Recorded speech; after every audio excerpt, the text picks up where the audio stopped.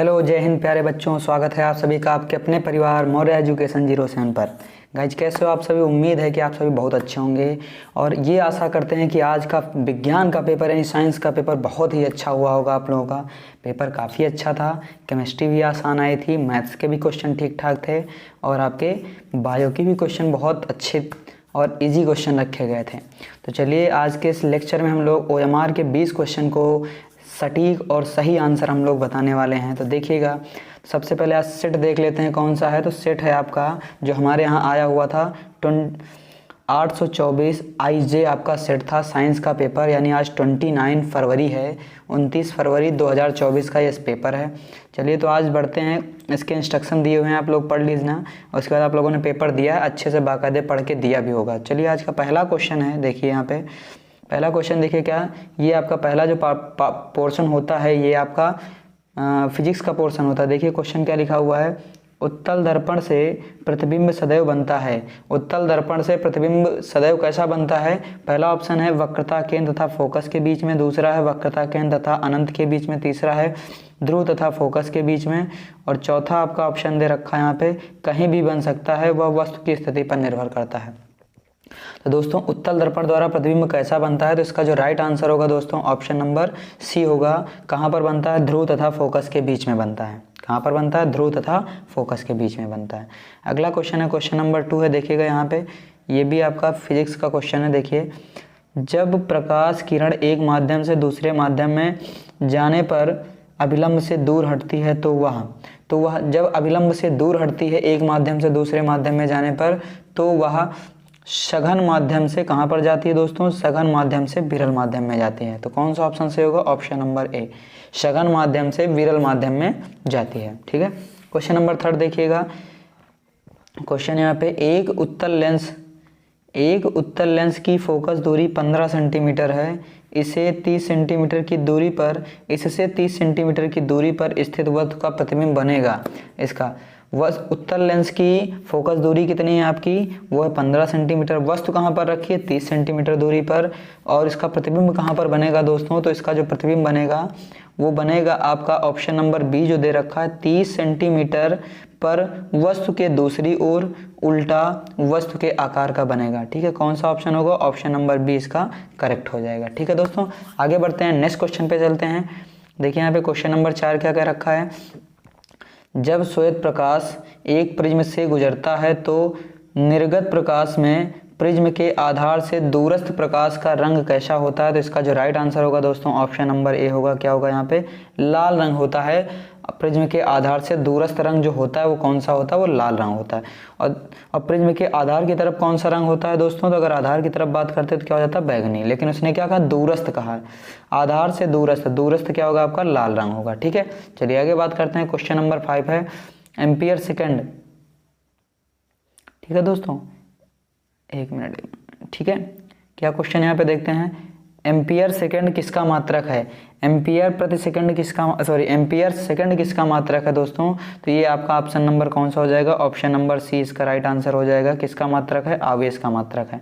ठीक है, किसका मात्रक है? आवेश का मात्रक है। चलिए आगे बढ़ते हैं, क्वेश्चन नंबर 6 की तरफ बढ़ते हैं। क्वेश्चन नंबर 6 क्या कह रखा है? देखिए यहाँ पे, एक सेल से R1 और R2 दो प्रतिरोधों के दो तार समांतर क्रम में जोड़े जाते हैं यदि उनमें प्रवाहित धाराएं क्रमशः I1 और I2 एवं प्रति सेकंड उत्पन्न ऊष्माएं क्रमशः H1 और H2 हों तो ऊष्मा का अनुपात क्या होगा? तो ऊष्मा का अनुपात क्या होगा ये आपको बताना है दोस्तों। जो इसका राइट आंसर होगा वो क्या होगा? ऑप्शन नंबर ए, H1/H2 बराबर R2/R1। इसका जो राइट आंसर होगा वो क्या होगा? ऑप्शन नंबर ए करेक्ट हो जाएगा। चलिए आगे बढ़ते हैं नेक्स्ट क्वेश्चन की तरफ। क्वेश्चन नंबर 7 देखिए, ये फिजिक्स का आखिरी क्वेश्चन है। देखिएगा यहाँ पे, चुंबकीय क्षेत्र की तीव्रता का मात्रक क्या होगा दोस्तों? तो इसका जो राइट आंसर होगा वो होगा ऑप्शन नंबर बी, न्यूटन प्रति एम्पियर मीटर होता है। क्या होता है दोस्तों?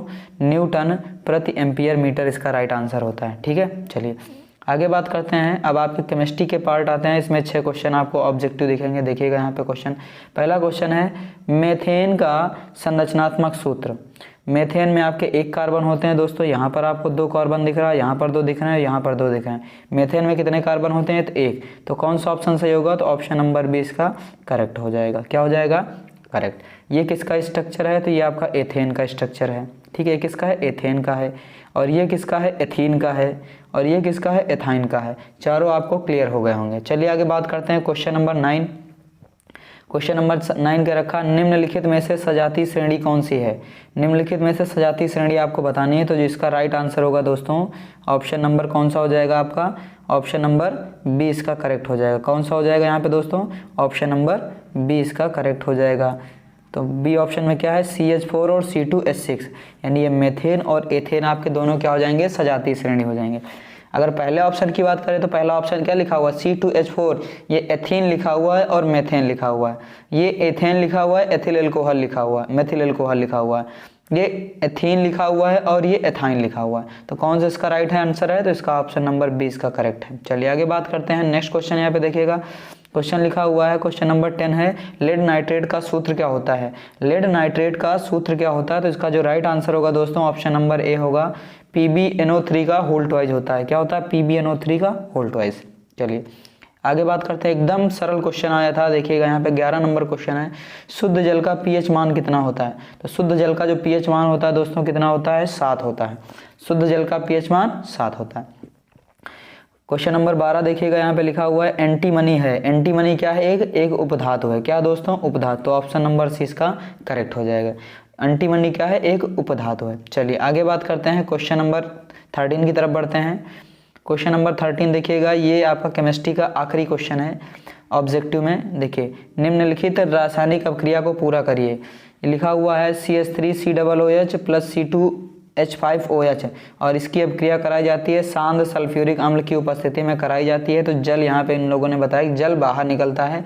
तो यहाँ पे बनेगा क्या? यहाँ पे बनेगा CH3COOC2H5, और इसका जो राइट आंसर होगा दोस्तों ऑप्शन नंबर 20 का सी आपका करेक्ट हो जाएगा। CH3COOC2H5 इसका राइट आंसर हो जाएगा, ठीक है। चलिए आगे बात करते हैं। ये आपका थर्ड पार्ट आया है जिसमें आपके बायो के क्वेश्चंस हैं। देखिएगा यहाँ पे पहला क्वेश्चन है इसका बायो का, यानी अगर सीक्वेंस में बात करें 14 नंबर है, और अगर बायो की बात करें तो पहला क्वेश्चन है। देखिए यहाँ पे कोशिकीय प्रक्रम में ऊर्जा मुद्रा है। कोशिकीय प्रक्रम में ऊर्जा मुद्रा है, तो इसका जो राइट आंसर होगा दोस्तों क्या है यहाँ पे? तो ATP है। क्या है? ऊर्जा मुद्रा ATP है, ठीक है। अगला क्वेश्चन यहाँ पे देखिए, क्वेश्चन नंबर 15 यहाँ पे लिखा हुआ है। क्वेश्चन नंबर 15 देखिएगा, पित्त रस का स्राव होता है। पित्त रस का श्रावण कहाँ से होता है? तो आंसर होगा इसका दोस्तों यकृत से होता है। कहाँ से? यकृत द्वारा होता है, ठीक है। और ये पित्त रस पित्ताशय में आपका कलेक्ट होता है, जाकर के इकट्ठा होता है, लेकिन श्रावण कहाँ से होता है? यकृत में होता है। चलिए आगे बात करते हैं। नेक्स्ट क्वेश्चन देखिए, यहाँ पे लिखा हुआ है क्वेश्चन नंबर 16 है, पराग कोश में होते हैं। तो पराग कोश में क्या होते हैं? तो इसका जो राइट आंसर होगा वो दोस्तों ऑप्शन नंबर डी हो जाएगा। क्या यहाँ पे? पराग कण होते हैं। पराग कोश में क्या पाए जाते हैं? पराग कण पाए जाते हैं। चलिए क्वेश्चन नंबर 17 देखिएगा यहाँ पे दोस्तों, पत्तियों पर कलियां विकसित होती हैं। पत्तियों पर कलिका, ठीक है, कलियां विकसित होती हैं। पत्तियों पर कलियां विकसित होती हैं। पहला ऑप्शन है पुदीना में, आलू में, ठीक है, ब्रायोफिलम में, और इनमें से सभी। तो यहाँ पे आप देखिएगा इसका जो राइट आंसर होगा दोस्तों वो क्या होगा? ऑप्शन नंबर सी इसका करेक्ट हो जाएगा। क्या होगा यहाँ पे? ऑप्शन नंबर सी इसका करेक्ट हो जाएगा, बायोफिलम।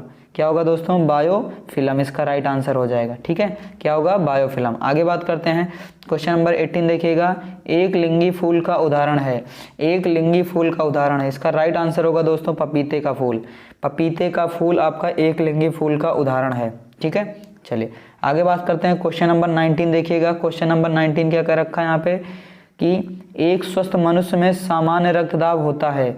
एक स्वस्थ मनुष्य में सामान्य रक्तदाब होता है, तो इसका जो राइट आंसर होगा दोस्तों ऑप्शन नंबर बी है, 80 से 120 होता है, यानी 120 to 80 होता है। कितना होता है? 120 से 80 होता है, ठीक है। तो ऑप्शन बी इसका करेक्ट हो जाएगा।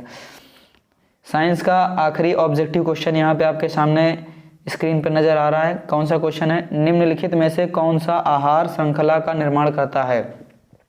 निम्नलिखित में से कौन सा आहार श्रृंखला का निर्माण करता है?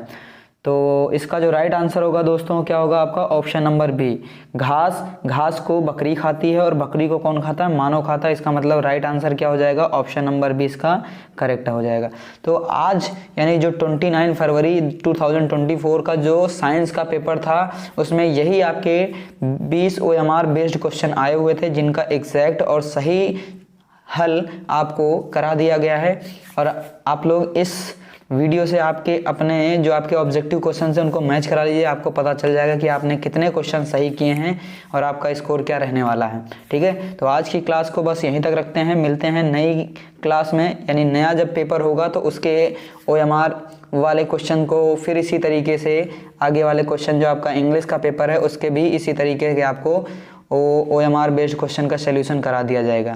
तो ठीक है, तब तक के लिए टाटा बाय बाय, जय हिंद, वंदे मातरम साथियों।